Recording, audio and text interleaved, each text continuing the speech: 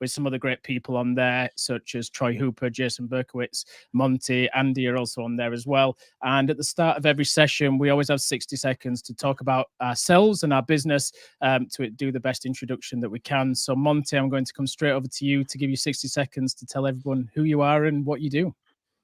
Hi, thanks, Scott. I'm Monte Silva. I spent 25 years in restaurant operational management, which included working for Wolfgang Puck and another restaurant that was the 31st highest grossing restaurant in the country. From there, right around COVID, I shifted and went to coaching. I decided not to do straight consulting, which we'll talk about later in the show, but I'm a restaurant coach. I write a column for FSR magazine. I have a book coming out called Shift Happens, and I live in Tampa with my wife and my son.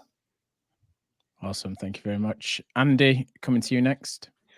So I'm Andy Jones, and I'm the host of the Hospitality Leadership Podcast and founder of Cafe Hustle Hospitality. And really what we do, our mission is to simplify leadership and hospitality, and everything we do is geared around that. And that's a blend of coaching, mentoring, workshops, different programs to support businesses to help them grow their people, grow themselves. And yeah, and this topic today is great for us to really talk about how we can grow businesses through the power of coaching. But my background really is very varied through construction, retail, central government, a massive variety of backgrounds before I came into hospitality. Owned a coffee shop for 3 years, but my passion's always been leadership.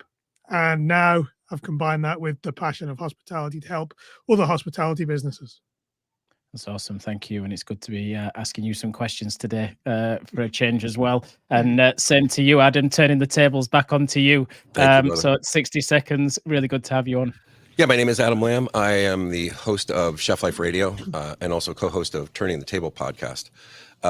I have been working on this podcast since about 2014, back in the day when I was dating a Canadian woman living in Canada without a work permit. And I said, well, gosh, what should I do with my time? I said, oh, I know, I'll do a podcast, as if anybody even knew what a podcast was in 2014. But very quickly, I understood that that type of technology could be leveraged to start talking about some of the things I have seen in my 40 years of hospitality experience, primarily as a chef from restaurants, hotels, multi-entertainment companies, senior living facilities. I've seen and done just about everything since, walked into a kitchen when I was 15 years old to wash dishes. And so I support chefs, hospitality professionals, and organizations level up their leadership by talking about basically three different components. One is emotional intelligence. The other one is relationship building skills and communication skills, because I reflect on my storied career and realize that almost every single thing that went sideways for me was, basically due to those three things. So in some ways I teach what I need to learn, and I come to it as an apprentice. I have some mastery, but I'm really looking to support people in getting their own work done so that they can actually live the lives and have the careers that they've always dreamed of.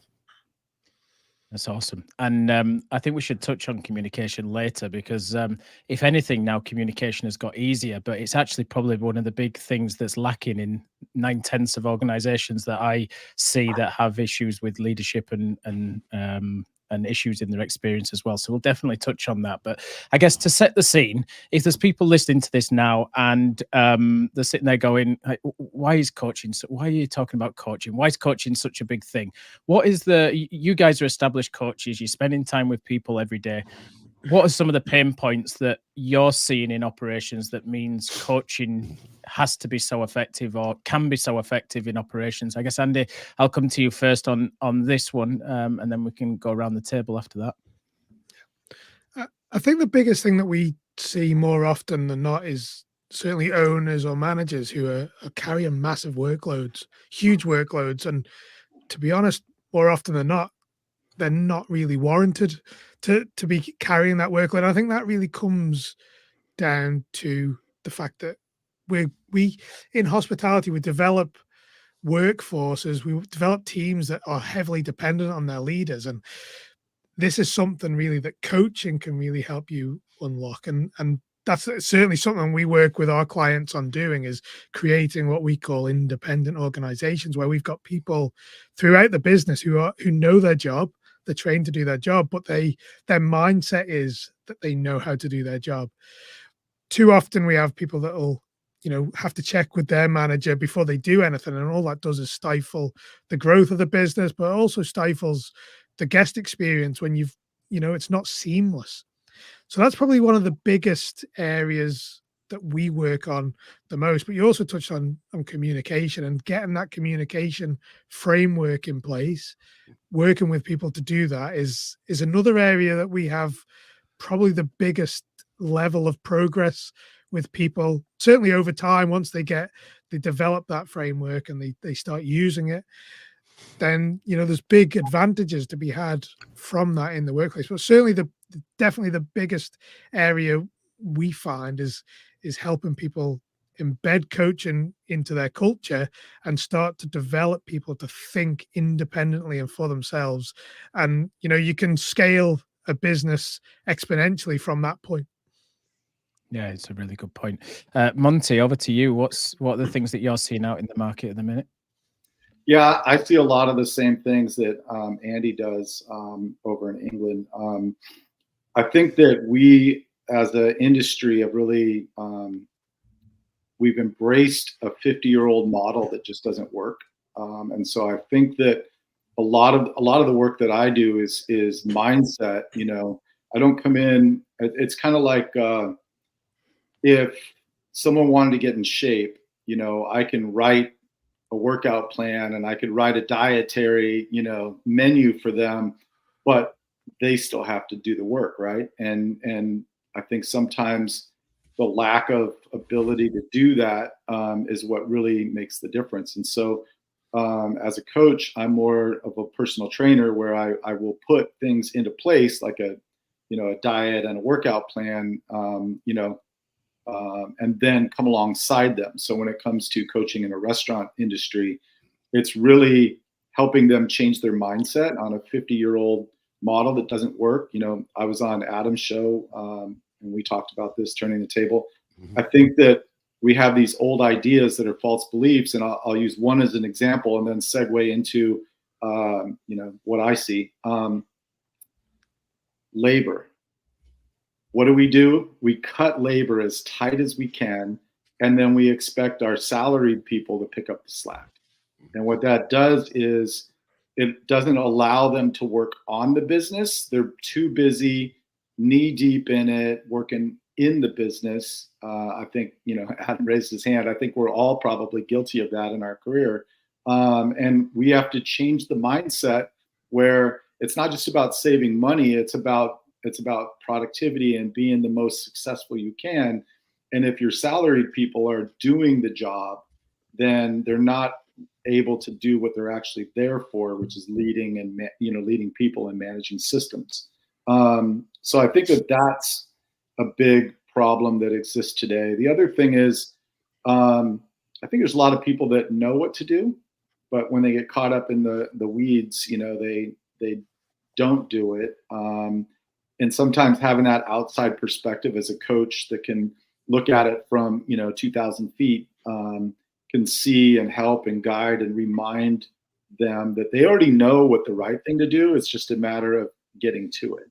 And what I'm seeing with their management teams is these managers are getting promoted. Andy mentioned this. They're getting promoted and they know what to do, as they know how to do the job of the people they manage, but they've never been taught how to lead other people to do their job. Yeah, it's a really good point. And Heather Cox actually has just brought up a great point about changing your mindset is great, but it's taking action on that mindset that's the biggest challenge, isn't it? And that's, Adam, where I guess coaches can come in really useful in that situation, where you identify the problem, you look at what the plan is, and then you can help them and guide them and coach them through that action to see it into implementation, can't you? Absolutely. And I refer back to the title of this particular episode, why coaching should be a part of your people strategy. Yesterday, I had the opportunity to be on a call. I've been asked to serve on the board of Lackawanna College and their culinary or their hospitality programs. So there was a conversation about curriculums and stuff. And so taking deep dive into the curriculums, I recognized that there were a couple things that were missing. And speaking about my own career and those around me, I've never seen a class called leadership in a culinary school, let alone coaching. And so I think most of the organizations out there would agree that they can really assist in hard skills. And I hesitate to use the soft skill analogy because this is actually a military terminology that came up in the military in the United States when talking about hard skills was with, weapons, and soft skills were about how to lead a team. So I'm continuing to refer to these as either human skills or career skills. And those are often elements that we don't get taught as we're coming up. Now, most of us can probably point to one or two mentors that we had in our careers. If we've had any longevity, it's because there was somebody in our lives that saw our greatness before we could. And if we're lucky enough, we could kind of use them as a model to understand what mentorship really is. And Monte, when you talk about that 50-year-old experiment, I often think back to, to be a culinarian previously, if you wanted to be a chef, you apprenticed to a chef. And very often those were in year increments, and you learned much more than just peeling potatoes, even though sometimes that might be your job for that first year. But it's almost like going back to the old ways, which was, we as hospitality professionals often have a specific experience and skill set that is almost like magic, the male masculine wizard of, holds initiation and rite of passage and secret knowledge. And so if we were lucky enough to have that in our lives, then we kind of know what that looks like a little bit. But I had to actually leave the industry in order to take coaching courses so that I understood what coaching was. Because in start of my career, I thought, leading people was just telling them what to do. And then I understood that that wasn't working very well. And so there are all these iterations that come from a certain amount of maturity that I gained, that I realized there were gaps between what I was able to provide and what my fellow associates were actually looking for. And as far as I'm concerned, the success metrics for a chef is how many cooks came through your organization who became chefs in their own right. Not despite you, but because of you. Sometimes it might be a little chip on your shoulders. And so to look at that, I recognize that there's only one way that that happens, and that's doing some deep coaching and mentoring. And even though in the culinary industry, I think most chefs are expected to be teachers, right? To be able to school up people in skill sets or educate guests about, particular processes or products that they're using. Yet when it comes down to building, sustaining and deepening relationships, I think that that's probably a great metric onto who's successful in the industry, to the degree that they're able to do that. And again, communication skills, relationship building skills, these are things that are not taught in our field, and yet they are absolutely essential to our progress, our success, and our own sense of satisfaction. Because right now, a lot of the people that I talk to are walking around with this deep sense of feeling, I wouldn't say betrayed, but certainly not appreciated by their customers, by their bosses, by their associates. Now that's one conversation to have about, like, where does one find satisfaction in their life, which very often has nothing to do with their career.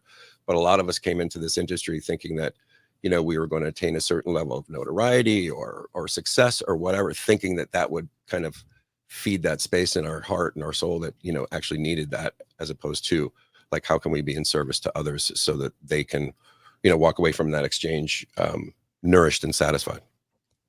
Yeah, it's a really good Scott, point. can I add something that? Yeah, totally. So Adam said something brilliant, and I love the fact that we have a chef here, because that brings a different perspective, and that staging idea that you have.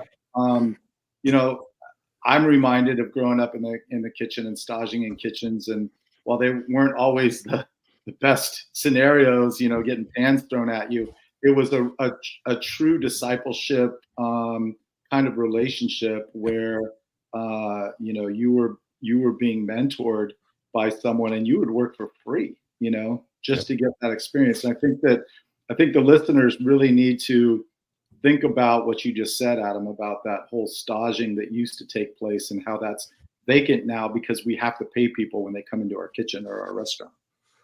Right. And I think, there was did a presentation out in Tucson where I talked about the perfect storm in the culinary industry, which happened during the 80s, which was, the advent of for-profit culinary schools, the Food Network, and Kitchen Confidential. And those three things came together to create this mystique, this mystery of what it was like to be in the industry, kind of pulling the curtain back. And for a lot of folks coming into the industry, that was kind of their guiding light of what they wanted to be. And I've actually discovered that, there's more than one way up the mountain. And for a culinarian, there's lots of different markets that they can be in where they can actually have a fulfilling career and also a vibrant home life, away from that. So coaching in of itself provides an opportunity for providing an outside perspective from where somebody might be at, to co-create some action plans and to hold that person accountable. It's that simple.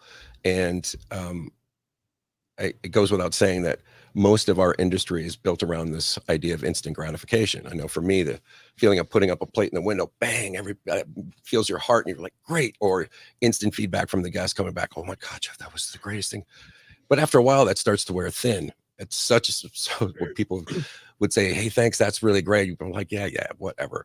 But to understand that our growth is not in the instant gratification, but in the ability to delay gratification such that we're going through this discovery process with a coach, and to understand that, not only are we going to be different at the end, but the coach is also going to be different, because one thing that I don't think we say a lot is that it's a symbiotic relationship. I also get served in this because I'm also getting a different perspective than what I'm actually coming from. And so for me, it's an incredibly gratifying position to be in, and to see somebody just start running after that, it's fantastic. Because and I think all of us can agree, we come from this as like, you're not broken and you don't need fixing, but sometimes a different perspective can help.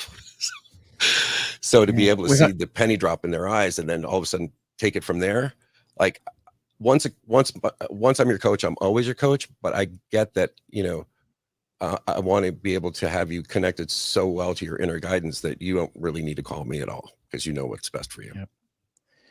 We've just had two really good comments, actually, that is very similar to where we're at on some of this conversation. And the first one was by Karen Moody, who we both know, Adam, as well. And many hospitality courses are focused on guest-centric modules, and the business operation overall, the people and leadership models are sadly lacking. And then we've had another one from Trevor Walford, who says about coaching and training go together. The problem is too many management do not have the experience in the field. And it's really interesting. I was on a conversation with Chris Hall from the Burnt Chef earlier in the week, and we were talking about a project that we're working on, and we were looking at some data, some scientific data that the Burnt Chef had done with a restaurant group here in the UK. And the big thing that came out of it was that the people most likely to burn out in the hospitality industry right now is middle level management. So general managers, F&B managers, restaurant managers, etc. And as we were on the course, it was on the call, I was kind of sitting there thinking, do you know what, actually, if I think about all the businesses I work with, a lot of their initiatives, a lot of the people initiatives are focused on the mass, which is the team level, the team member level, and probably because they want to spend X amount of cash, they want to see an ROI, and the best way to do that is to affect the masses. My argument to that would be, based on seeing this scientific data, that our leaders are the most likely to be burnt out because of everything that you guys have said: overwhelm, process, too much paperwork, too much admin, too high expectations on budgets, etc. It doesn't matter how much money you throw at the junior level.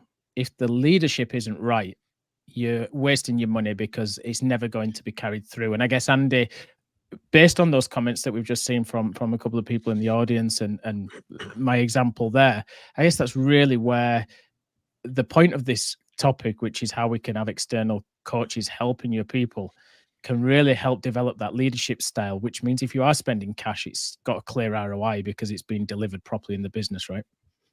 And certainly from our perspective, our value is not in just what we bring at the moment. Every session that we have with people, it's about creating a culture. And Scott, I talk a lot about creating cultures in business that help to feed the people. but also the guest experience, and they go hand in hand. But you know, what always baffles me in such a people-centric industry, everything that we do, every guest experience largely depends on the interaction between our people and the guest, and we invest very little in that.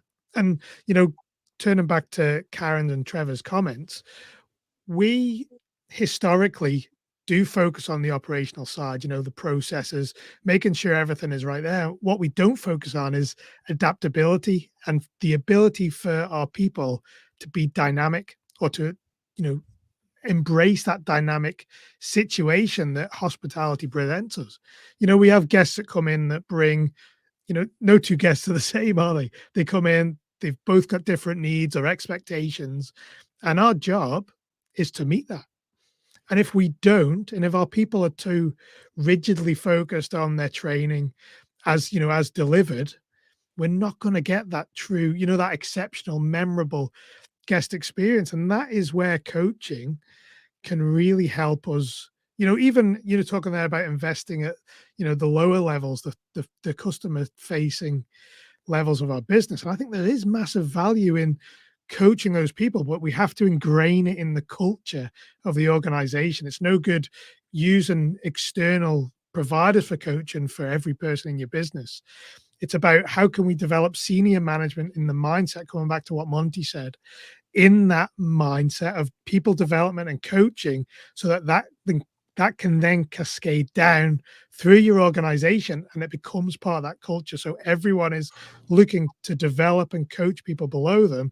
That's where we start to unlock exceptional, memorable guest experiences. Couldn't have been more. And Monty, I guess if it, when I take what Andy's just said there, and I think about situations, you look at how people are being processed through the ladder at the minute. So if we talk about maybe when I was coming up through the ranks, and I'm sure it was the same for you, you did a certain amount of time in each role. Generally, if you left a job before 2 years, it was deemed bad, and you sat there and you learned each level, you moved up, and you made mistakes, you learned from great people above you.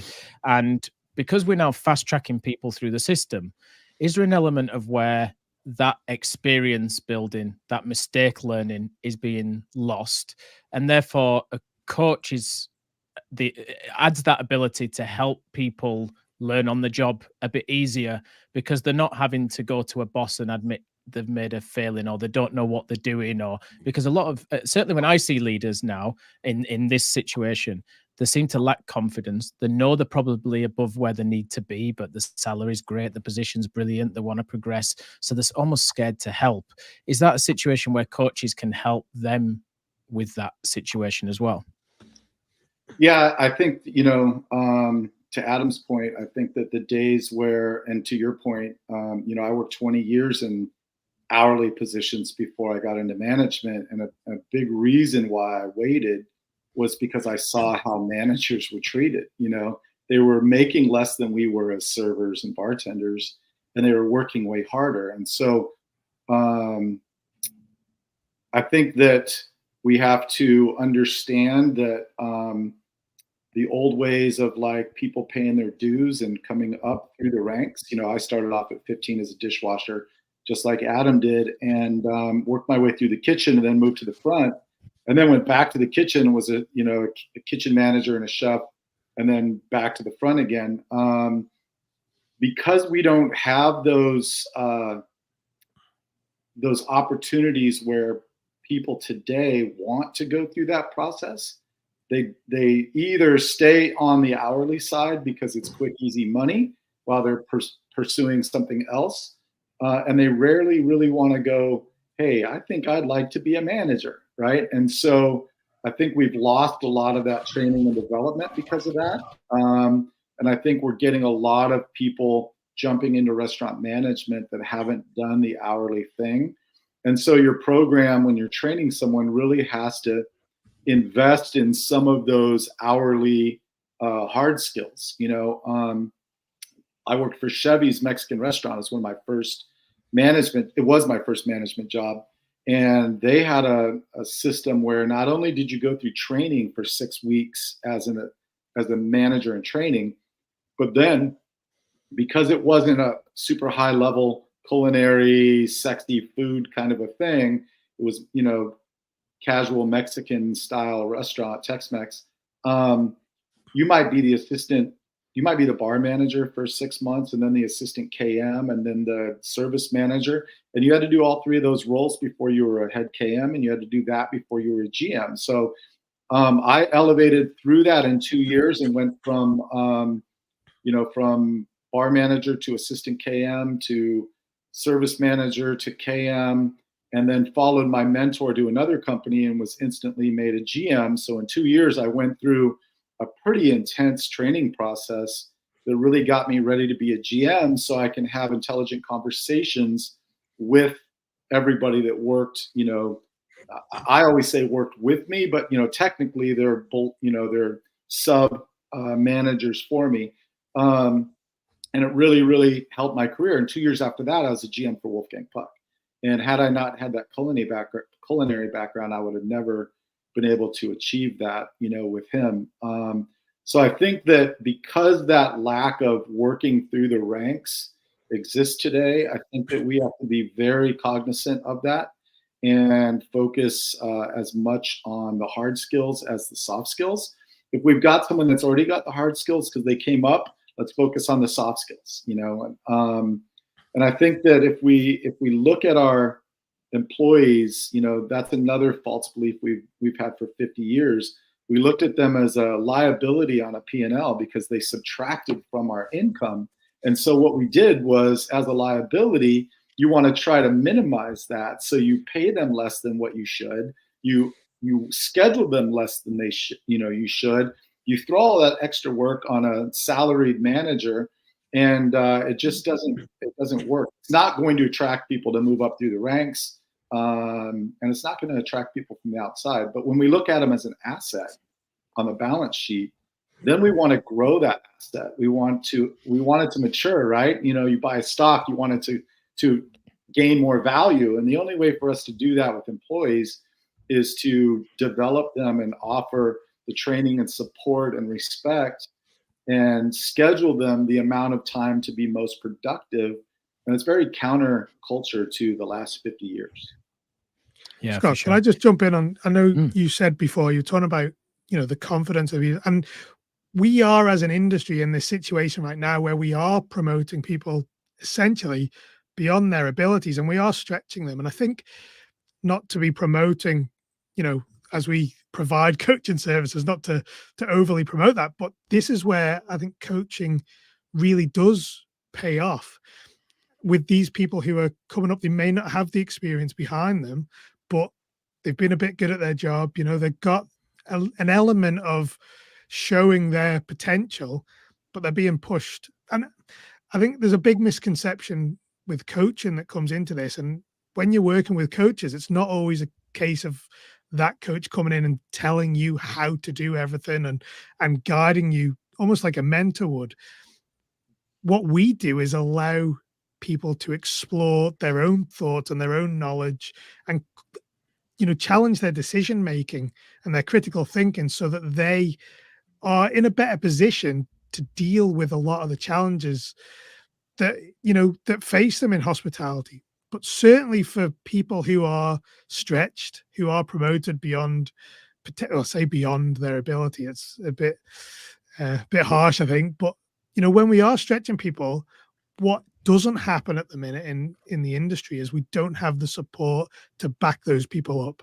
We can promote them, they can lead from a position of being inexperienced, but we must be giving them the support, whether it's from senior managers or from external people like ourselves that can coach them and support them through their challenges. That's what we need to help develop people sustainably. And, you know, it's given them that support so that they can take that stepping stone and they can, you know, explore their thoughts and what they're experiencing firsthand on the floor with the help of what I call guided perspective. It's what we provide.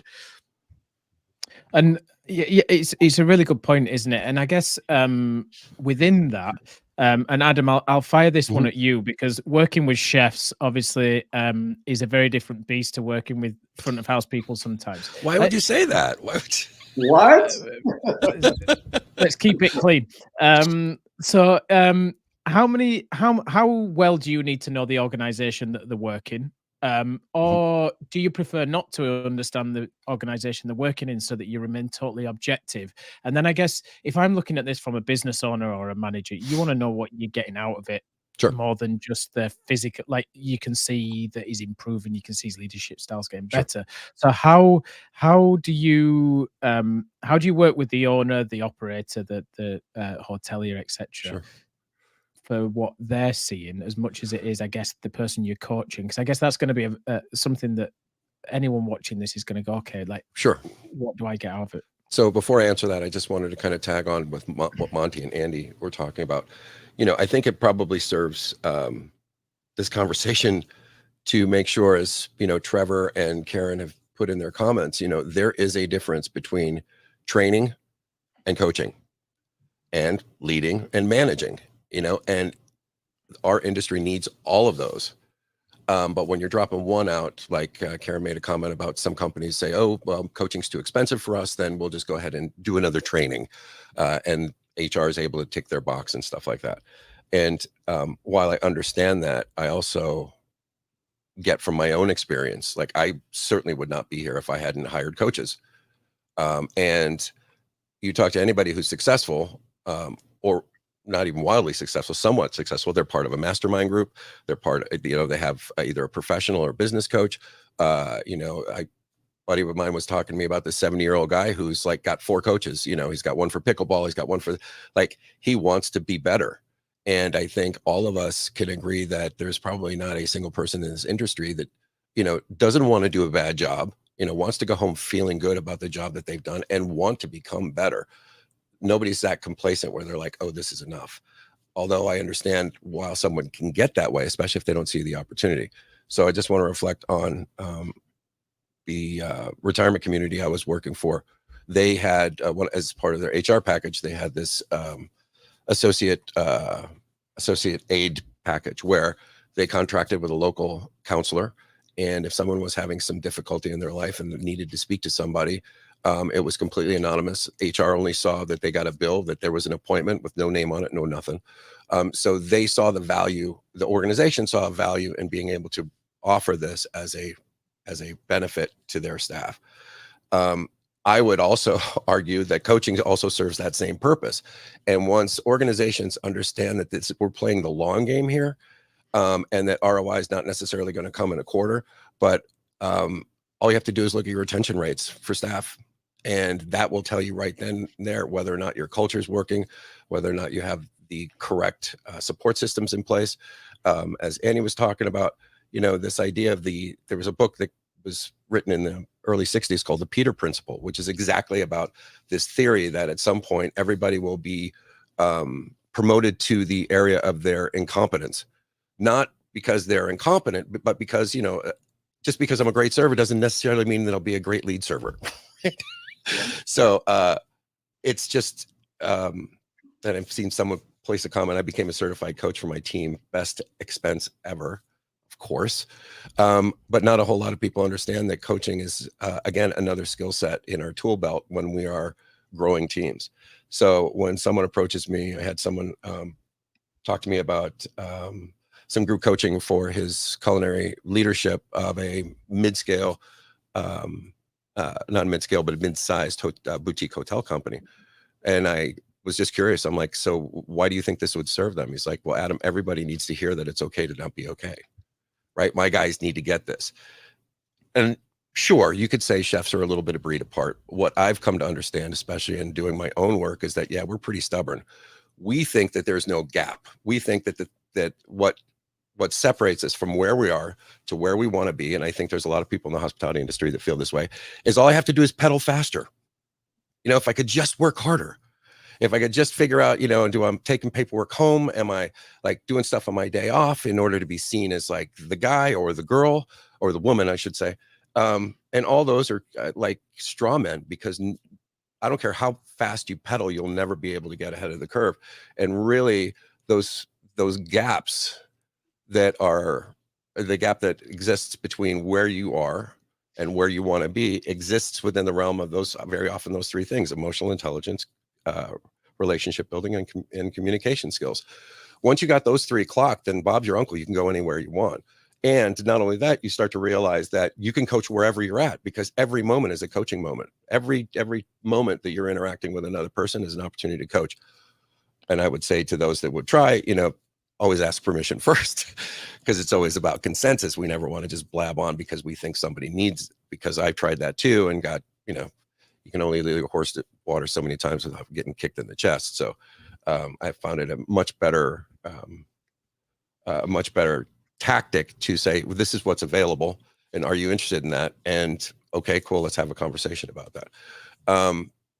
I find it helps me to kind of break through some of the the chef community is very, very tight, and sometimes it's very hard to jump that fence if you're not a chef. And I'm not talking about just being able to talk as a chef. Even chefs who might have gone on to say now they're a physical health coach for chefs.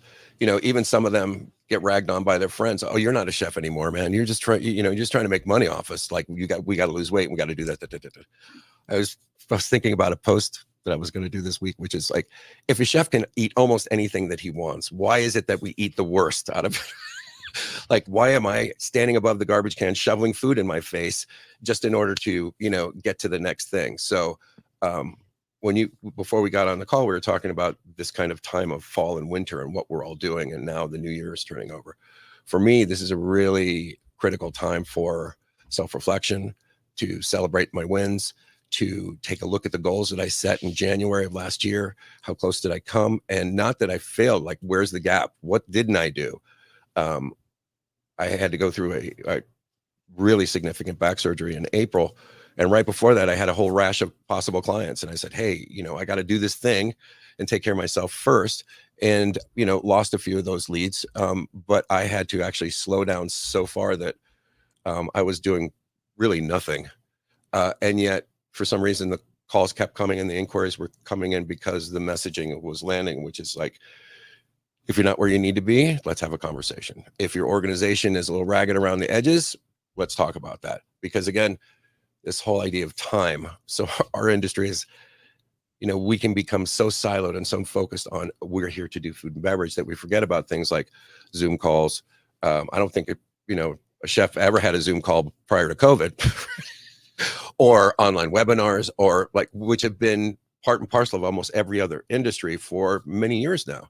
So in some ways, we're just catching up to the possibility that exists, not only for these type of technologies, but for also how coaching and mentoring can actually add such a profound effect. And, Monty, when you were on the show, the first thing we talked about was everybody's crying that they didn't have enough staff. And where you were in Tampa, you were going around to these very busy restaurants and finding that they were fully staffed. And I can probably guarantee that, those were the ones that had the best leadership and not necessarily the best managers. Would you agree? Oh, absolutely. Yeah. I think that, to your point, talking about the differences between leaders and managers, as managers, it's our job to manage systems, right? And payroll and, and that puts us in a place where we're looking at the P&L. And leaders are, leaders lead people. They don't manage them. If you're managing, that's called babysitting, right? Yep. And so I think we've all been guilty of that because we're like, well, it's easier if I just do it, right? And then we get in this circular pattern where we're just going down, down, down. We get our head down and all we're focused is what's directly in front of us. And we don't have that elevated perspective where we can see the forest through the trees. And then we just keep that cycle going. It just keeps going around. It gets worse and worse because we keep digging in more and more and more instead of going, you know what, if I invest, I can't remember if it was Andy or Adam that said this, but if I can't invest in the long picture beyond this quarter, this month, this week, and whenever I was leading a team in a restaurant and my bosses would come to me and go, man, your labor's a little bit high.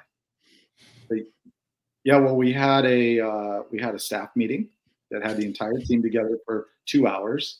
I hired 6 people because of the growth that we have and had to properly train them.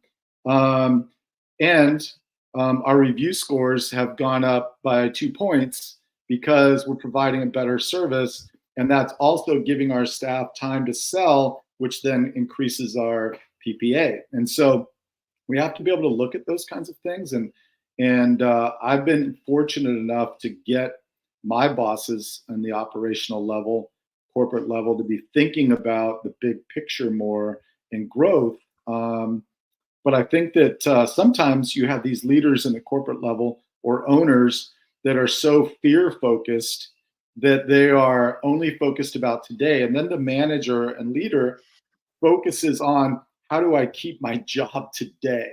Well, you do that by cutting labor, right? And fixing your food cost, and then your product isn't as good. And so there's this fine line of managing that's super important. We've got to make money, but we also have to build the business. And then there's the leadership side that is very people focused. And I think that we tend to lump those together and think they're the same thing. Yeah. Yeah. Monty, the other thing that I was reminded of as I'm listening to you is this idea of, either, like, to a certain extent, we've lost our way in the industry. It used to be about hospitality. And then all of a sudden it started switching to, focusing more on the P&L. Not to say that those weren't ever equally important, but, a hospitality mindset would probably lead you quicker to engaging with a coach or a coach program than it would be if you were managing a P&L. And I've heard lots of folks, including Jensen Cummings, talking about, well, we have to flip the entire P&L. If you're going to manage, you've got two choices. You can either manage the top line or the bottom line. And no one ever gets to success by managing the bottom line. And yet very often we're caught in that Chinese finger trap, especially when we have to report to somebody else and they have to report to somebody else, et cetera, et cetera, et cetera. So to be able to make that case of, like, it's going to cost you between $4,000 to $10,000 to replace a sous chef and train them properly. And then there's the time that's missed out on that. And so how do you squeeze training in when there's no training hours that are allotted? Right? Well, you're supposed to do that during regular service. I mean, how is that possible? So for some extent, it's like, again, kind of caught in this Chinese finger trap about, we know what we need to do, but we're not able to actually do that. And so for me, I think that's the essential conundrum, and why I'm so excited about where the industry is headed, because I think more and more sharp operators are going to start understanding what a benefit this possibly be for not only their staff, but also for their customers and their bottom line. Yeah, Scott talks about this all the time when he's coaching hotel clients, because we've been on several calls together. He's like, why the hell are you sitting in your office, right? And that's a profound thing to ask when you're coaching someone. It's like, why are you in the office? And if they're in the office instead of on the floor, they're focused on management, not leadership, right? And so, to your point, yes, we have to be on the floor to focus on hospitality, but we have to be on the floor to lead. The coach on the side of a football field is constantly, when the defense comes off, they're going over what just happened, and they're doing on-site coaching. They're not sitting at their home watching it on TV, right? And I think it's important to understand that dynamic, that you got to be on the floor if you're going to lead people. You got to be on the floor if you're going to build the sales side of it. And if you're in the office, you're managing the bottom line. That's all you're doing. Yeah, and even in professional American football now, you're starting to see this trend among some teams where typically their defense or their offensive coordinator is sitting up in the booth, so that they get a better view of now they've got these guys down on the field again with the players, actually interacting with them, so that they know what the hell's going on. Exactly to your point, Monty. It's I always go by the saying of profit needs diligence, revenue needs attention. That's what I always say to people, because if you're managing your cost lines appropriately, the only thing you should have to focus on is revenue. And it's interesting, because I'm going to put a comment up. So Clive was one of my very first F&B managers. I haven't spoken to him for years, so it's amazing that he's put a comment on here. But he was in the industry, left the industry, and he says he goes back obviously to eating places, etc. And as an outside person, he can see that it's about process and profit. So your customers aren't missing the point of the fact that you're cutting corners as well and you're focusing on profit. And I think that's a really key one on this, is that you're not fooling anyone if you're focusing on that bottom line. You're not focusing on people, you're not focusing on how you push it. And then back to your sports analogy, you know, we're into football, soccer here, right? Not into American football, so I'll go with that one. But you know what, the coach, the head coach, they used to be called managers, they're now called head coaches, right? It's something that's developed over the time. And because they don't get involved in all the other aspects, back to what Monty was saying, now the managers don't get involved in negotiations with new players. That's done by a sporting director. They don't get involved in what's happening with the youth team. That's down to the academy director. They focus on the first team. They create a plan. They spend all week going through that plan, and they practice drills, they practice the formation, they practice what's going to happen at the weekend, they analyze the opposition, they send those players out on the field, and that's it. That's all they can do now, is hope that they go out and they do what they've trained all week to do. That's no different for your waiters. You train them, you do pre-shift meetings with them, you talk about what guests are coming in, and then you let them go and do their thing. And you support them, and you stand on the sidelines, and you're talking to them, you're guiding them, you're coaching them. And I guess, Andy, that's very much about how we're missing those things on the operation now, isn't it? And it's how we have to try and get those principles into some of our junior leaders so that they can manage people more effectively. It's about giving people, you know, you hear it all the time, setting people up for success, and what you're talking about there is doing just that. You give them that training, you give them that guidance, that support, you know, pre-shift, what we're expecting to happen. But this is where I think we miss out. We miss out on that people development, developing individuals who then can go out there and can create that pizzazz, as Clive was talking about. That's what we're missing. We've, you know, when we're in this age of huge chains that have these, you know, brand guidelines and how you should greet customers in a very specific way, we lose that connection because of that. Yes, it's great that, you know, from a consistency standpoint, but people don't always want that. You know, from a guest perspective, they want someone who's there, who's going to connect with them, who's going to interact with what they're saying in that moment. And we get to that point by developing people, and that's, you know, ultimately what coaching does for businesses. It's developing people on an individual level so that they can contribute, you know, towards the vision, the mission, the purpose of the overall organization. And, you know, your sports analogy is perfect for that. Is we're preparing people to go out there to hit the shift when it starts, but then we're relying on those people to make decisions and to interact and meet the needs of the guests as they're presented with them. And if we don't allow people to do that, if we don't set them up in that mindset to do that, then it's going to be a very rigid, very vanilla, not to, you know, dismiss vanilla as a flavor, but, you know, it's going to be a very one-dimensional experience for people. Whereas if we can allow our people, our wait staff, our servers, to bring their personality and to react to what the customers what the customer's asking for, that's where we're going to get really great performances from individual locations, you know, overall organizations, by creating those moments that are special, by giving people empowering our people to do what needs to be done in the moment. We only get that by developing individual people. Yeah, it's so true.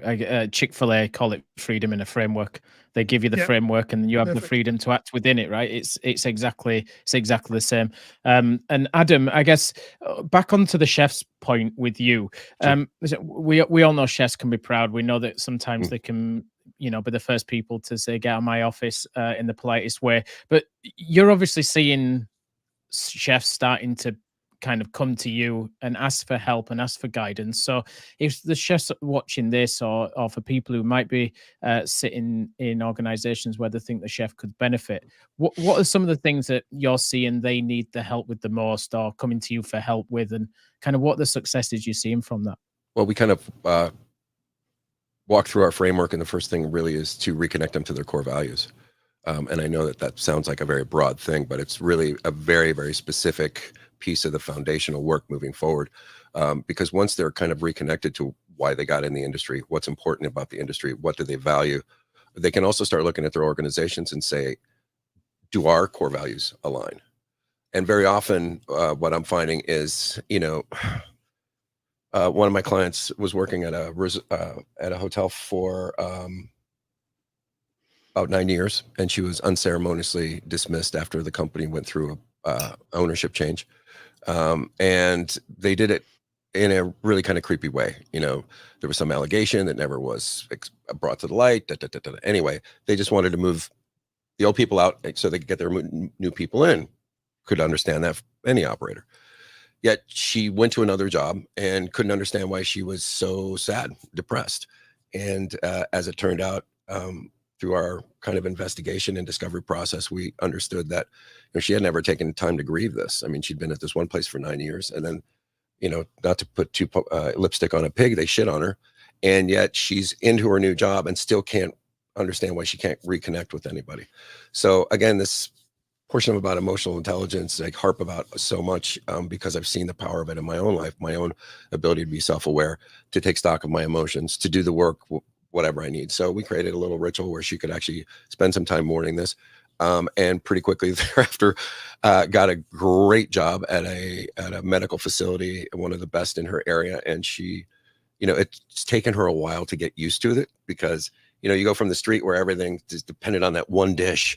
Oh my God, if that one dish goes out and it's bad, it's not only that person, but it's the 10 people they tell. And before we know it, the place is closed by the end of the week, that kind of mania, to a more structured organization and maybe in the healthcare field or maybe in senior living space where, you've got 700 people who are invested in your success and want you to try things and fail because they understand that you're trying new things. So very often it's this idea of like, what are your core values and how are you actually making those live in your life? And do you see that they're mirrored in the organization that you have? And not every one of my clients have gone on to change positions. Some have been completely reinvigorated by what they've discovered and realized, hey, this is a pretty good space for me. Because again, this idea of just pedaling faster is not going to get us where we need to be. I found that in my own career, and a lot of the people that I work with find the same thing. And that comes as a shock because, most of us are kind of hard-nosed and hardworking, and we love the grind. I have a different perspective on the whole grind concept, and I think it's one of the reasons why we have so much burnout. And we do it to one another. We do it to each other. We're razzing each other, giving each other crap if they're not, putting in the hours and things like that. And that internal change is going to be a little bit slower to come, but I'll just keep banging that drum until it happens because our industry cannot survive, another 50 years of this because, robots are coming and, they're showing up everywhere. And while they'll never take place of a human being, they may be an adjunct somewhere. I mean, how do you incorporate the avocado machine into all the, what's the Mexican brand? Chipotle? Yeah, Chipotle. They're looking at augmentation to support the mission while being very cleared out about the fact that we may not be able to hire a prep person at X amount of dollars anymore because there's just none available. So I think there's some just self-assessment and self-awareness that we need moving forward as an industry and individually as chefs. At some point they're all going to get to the place where I was, which was, fed up, burnt out, my body busted up and trying to figure out, is this really what it's all about? Because at one point I thought that I had sacrificed everything and that the industry had used my passion against me, right? As a way to kind of lure me into the grind. And the fact is that all the choices I made in my career, I made my own free will. And so to be able to be open-eyed about that and clear about like, if your present organization doesn't share your core values, then you need to make a change because they're not going to. And the quicker you get out of that, probably the happier you'll be. Because, I don't know if many people experience this, but happy chefs, seen any around lately? And yeah, they're out there. As a matter of fact, I had someone who wanted to do this, a similar thing as me as coaching chefs. And he's like, I didn't even know this was a thing. Chefs coaching other things. I said, well, it hasn't been, but it will be, because we're all going to get to the point where and Monty, I think you said it, this idea of fear-based management. you know, I think that probably prevents some organizations from accepting some outside help as well, either as a consultant or as a mentor or a coach. You know, they're afraid of being shown up for not knowing. I don't know about you, but as a chef, if I admitted that I didn't know anything, that was my job right then and there. So to be able to have the courage to stand up and say, I could use some support in this area to my HR department. I don't know how to coach people. Can you, like, how do I do that? And if they don't have the answer, you know, somebody in this group is going to have that answer. And God bless us all, because like I said, another 50 years and we wouldn't have an industry. Yeah. And Monty, just on kind of following on from Adam there, how do you measure success with clients that you're working with when you're working through processes with them? And I guess, what does that impact look like from there? Well, I don't have like a set, this is my package. You know, I do 90-day coaching. And, you know, when I was making 6 figures running restaurants, this is a chance to get an expert in the field at a fraction of the price, to not come on full time, but be able to be an ear, a confidant, someone that is either, you know, it's easy for us if we put our head down and we go, and we go, and we go, and we go. We might just be off slightly, you know, 0.1% on our food cost or whatever.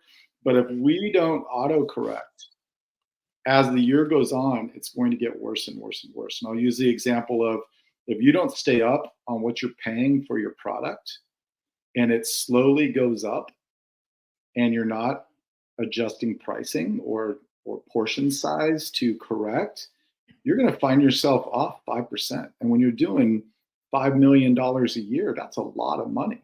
So I think that, so my 90-day coaching can be about more of the hard skills. I think that I thought I was going to get clients that knew nothing about the industry, that bought a restaurant and they're like, what the do I do? Right. But my clients that are coming to me are very, very successful. They can run their own restaurant perfectly.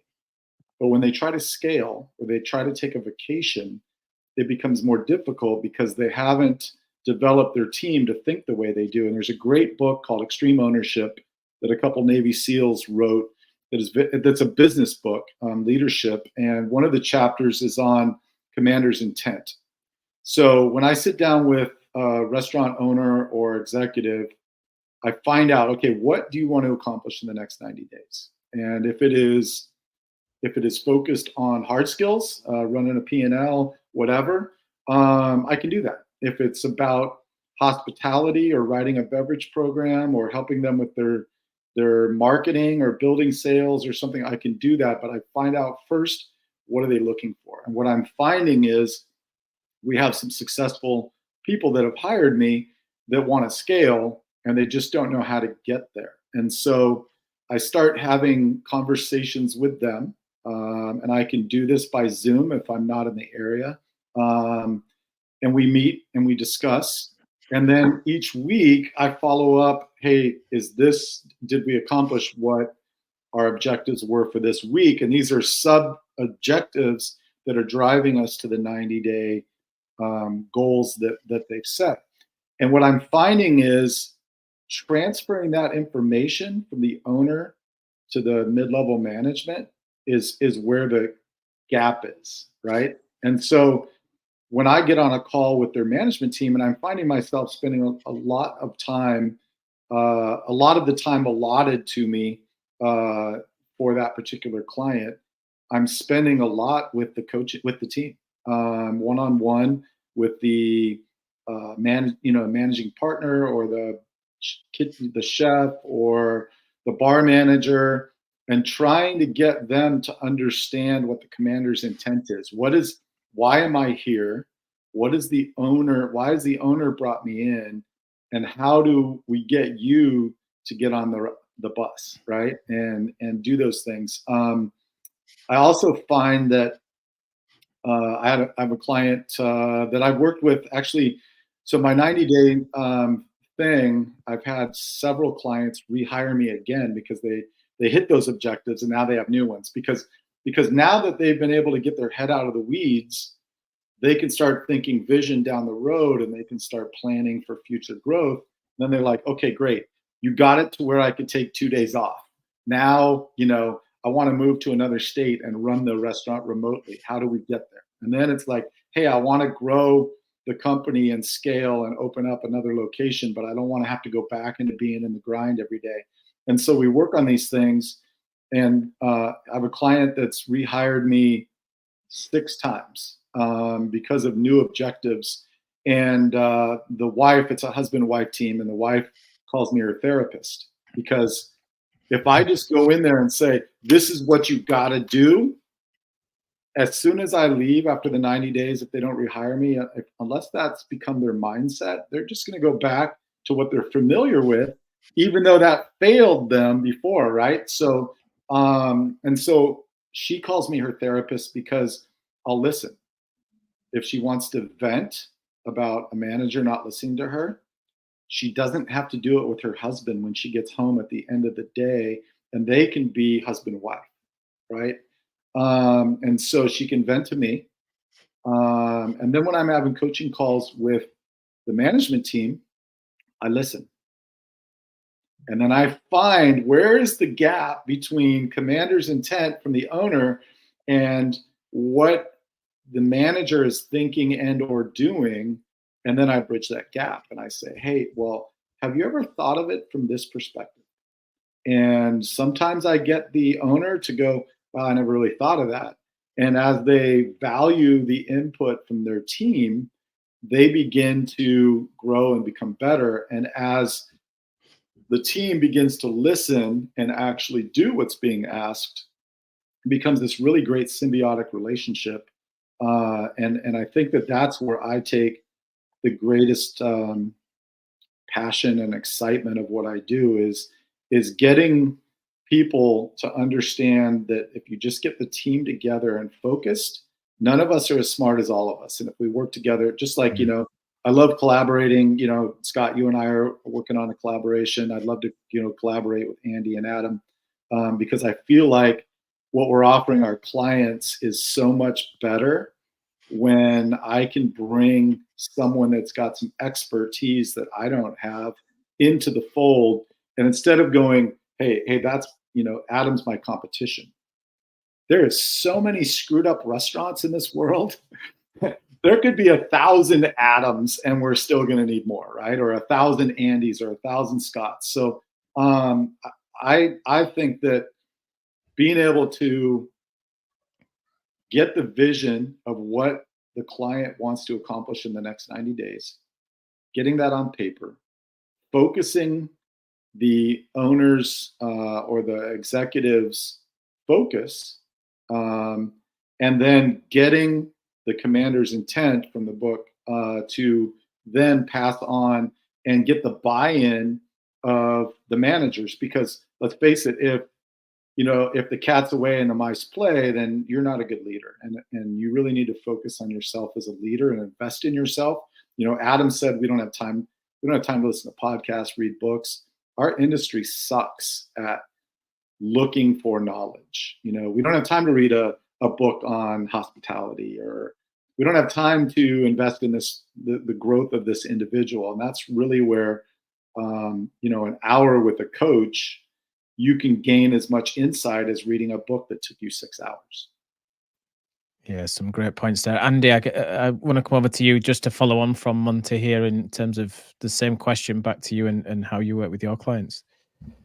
I think, again, and Adam spoke about this before, is about core values, and that is ultimately where we start as well. It's all about understanding who someone is on a personal level and then linking them through, certainly if we're talking about owners, bringing the same core values into the business. And, that's where we start to create a culture that reflects what the business owner wants, but also it allows them to be more authentic leaders when they do that, is because they're not trying to be someone that they're not. And as well with what Monty said there, that vision then comes from those core values. You're creating something that's all aligned, and then that's the point where we start to cascade it down.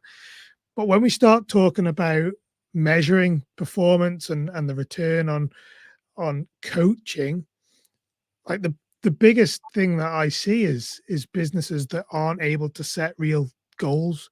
You know, smart targets, smart goals are so powerful if they're done right, and you can really measure performance from that point of from that perspective. Monty talked about, you know, clients, if we're not there, they go back to the old ways of doing things. And again, that's another area where we're really, you know, it's really powerful and really valuable. We hold people accountable. Someone's watching when you're working with a coach, and you're more likely to take the actions you need then to move your business in the right direction. From our perspective, we, you know, we try and shy away from operational elements, deliberately shy away from them, is because, you know, businesses are so nuanced, you know, between locations, even within the same chain, often there's variations. We focus on the philosophy that we're developing people to lead that business when they aren't engaged with a coach. We want to develop that mindset, that approach, and those skills to lead the organization so that they can deal with those challenges without the need of meeting with me or another coach once a week, you know, probably doing ourselves out of a job. But that is really our goal, is setting up a business so that it's sustainable and it can run, you know, it can maintain its staff that it's got, because we're investing in people, we're investing in their growth. They feel valued then, and that's a real, you know, driver of staff turnover, as people aren't feel valued, aren't growing in their role. But yeah, really our philosophy is all about how we can set that business up to go beyond our coaching relationship and carry on the success. And, you know, a cornerstone of that is having real clarity on that vision and setting the goals up so that you can cascade that down through all the levels of the organization, so everyone's driving towards that one vision.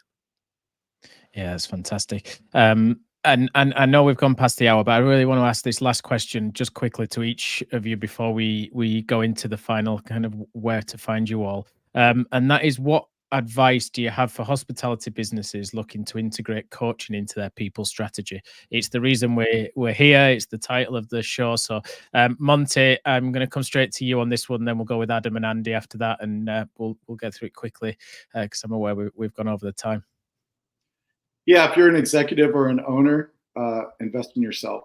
You've got to become a better leader, and then you've got to develop leaders underneath you. John Maxwell talks a lot about this, that the most influential people are leaders that lead leaders, not leaders that lead followers. And so you can really maximize the growth of your business if you focus on that. And I think that we all as operators don't understand why a server gets in the weeds and you're like, hey, what do you need? You know, and so often as leaders and managers, we do the same thing, and we're so caught up in the weeds that we can't really look ahead. And you've got to get to the point where you are such a great leader that you can pop your head up, plan the vision, the growth of your company, see what needs to be done, and then jump back in with your team and develop them. And I think that if we change the old model where the corporate people or the owners are coming in to catch you doing something wrong, and instead flip that into they are the support system, not the executive office. And that's really what I do as a coach. And I think that everybody on this call probably does the same thing, is we're here to support. We're not here to come and catch you at all the things you're doing wrong. Right. We're here to support you and help you see them and grow from them, and then allow you to let your people make mistakes, as Adam said, so they can grow. And if you do that, then you lose that mindset of, I don't have time, I'll just do it. Fantastic. Invest in yourself. That's a brilliant takeaway. Adam, over to you. Yeah. I would say two of the most powerful things that I've been discovered in my career and with everybody I work with is transparency and vulnerability. You know, those two attributes, when properly embraced, can weather any storm. And so I have more of a challenge than a comment, which is, you know, your greatest, you know, speaking to the viewers and the listeners, your greatest freedom in success in your personal life and your professional life is just on the other side of the work that you were unwilling to do. So you can go on another day, another month, another quarter, another year, expecting the same results. But if you're looking for some assistance in getting you there, such that from there on you fly forward, then DM any one of us. And if we're not the right person, we'll point you in the direction who is, because I recognize that there's many voices involved in this particular conversation, and all of us have a certain kind of knack and social media presence, and maybe that is aligned with somebody and maybe it's not. But just don't take that as like, oh, not for me. Yes, it's for everybody. And if you're looking for true success in your life, get a coach. And if you're looking to grow your team, get a coach. It all comes back down to the same thing. And I would welcome any conversation. Again, it doesn't have to be, working with me, but maybe working with Monty or Andy or Scott or whoever. There's some really, really great professionals, people who spent their entire lives in the industry who are now pivoting to this coaching model because they recognize how important it is. And I'd have to leave it there.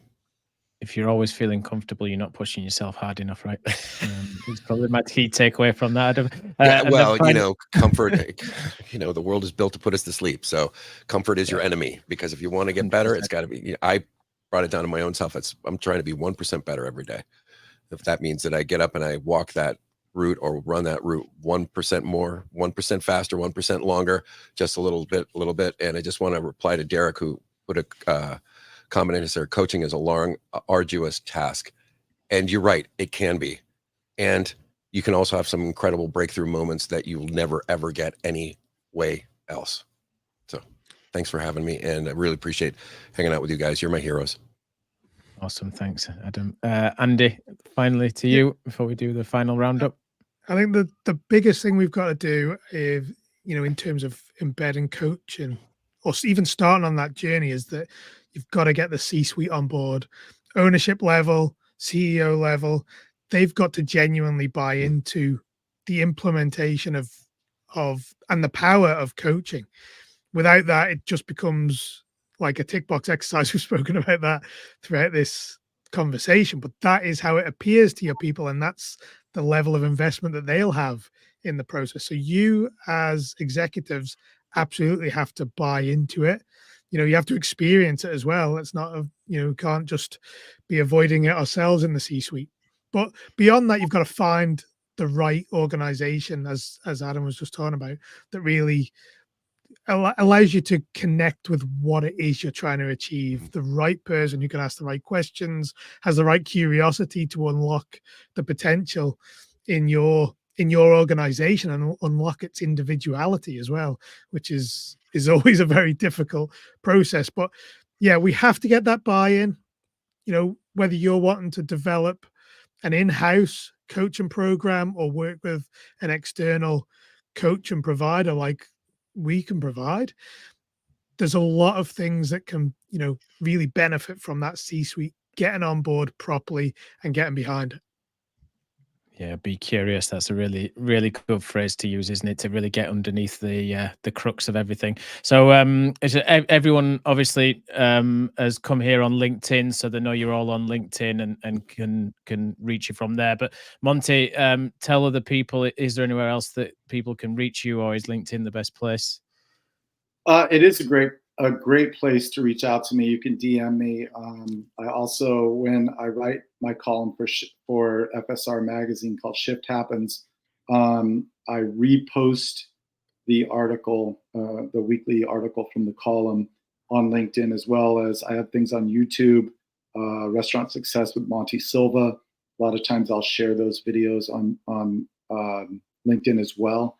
And then my website is www.montesilvacoaching.com. And if I'm offering free 30-minute sessions to find out what your needs are, and if I can work with you.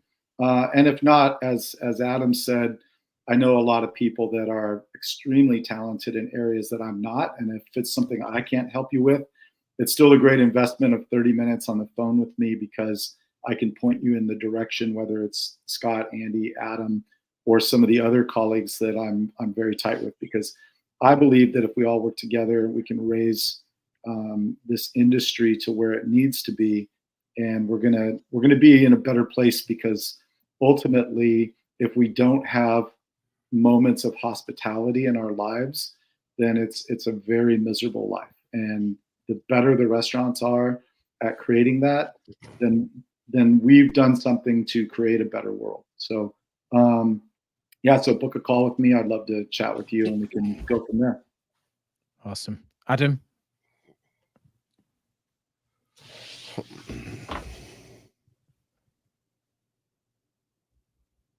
Maybe some problems. We'll come back to Adam. So Andy? Audio.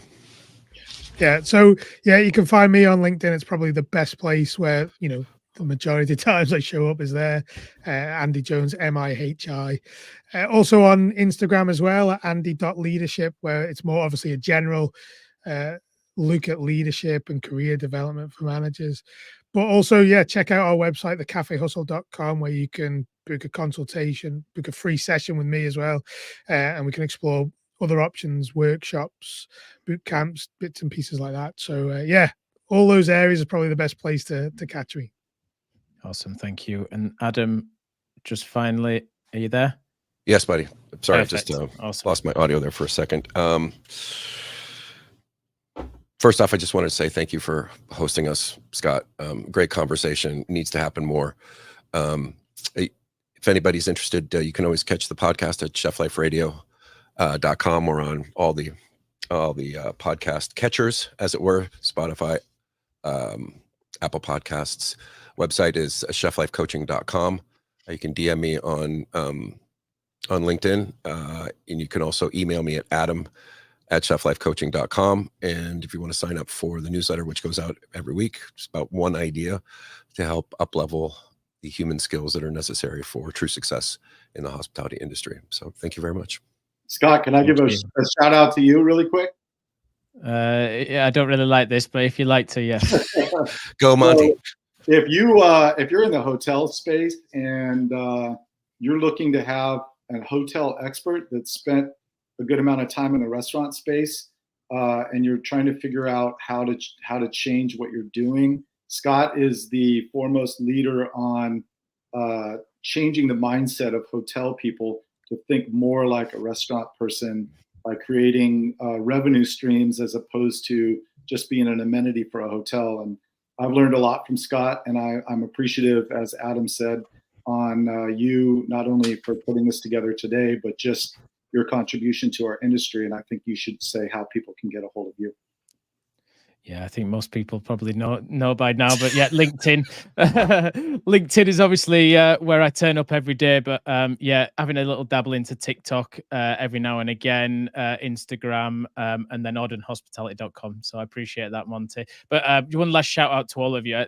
I subscribe to all of your newsletters, and if people are really wanting to get under the cranny of what coaching is and how effective it could be, sign up to everyone's newsletter on this podcast, on this panel talk, because everyone delivers some real nuggets every week. So it's a really, really good outlet if people are not quite sure and want to get a feeling for Monty, Adam, or Andy.